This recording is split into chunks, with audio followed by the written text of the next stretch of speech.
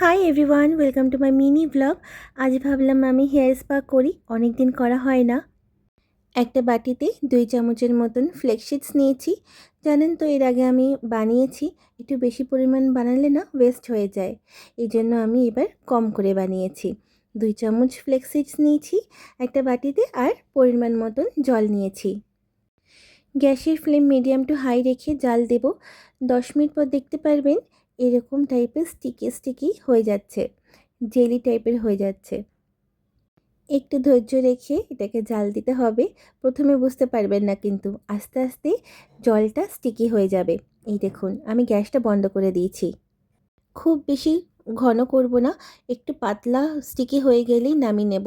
কারণ খুব বেশি ঘন হলে না এই ছাঁকনি দিয়ে বের হয় না, আটকে থাকে। এই দেখুন, আমি ছাঁকনি দিয়ে ছেঁকে নিয়েছি।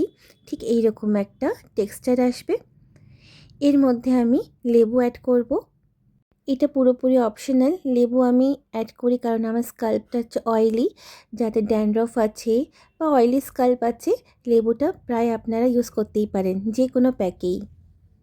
আপনারা চাইলে এর মধ্যে অয়েল বা অ্যালোভেরা জেলও ইউজ করতে পারেন, কিন্তু আমি আজকে এটা সিম্পল প্যাকই বানালাম।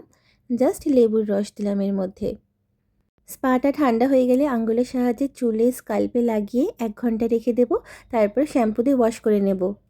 হেয়ারটা খুব শাইনিং আর সিল্কি হয়ে যায়। ভিডিওটা ভালো লাগলে আমাকে প্লিজ ফলো করে দেবেন। টাটা।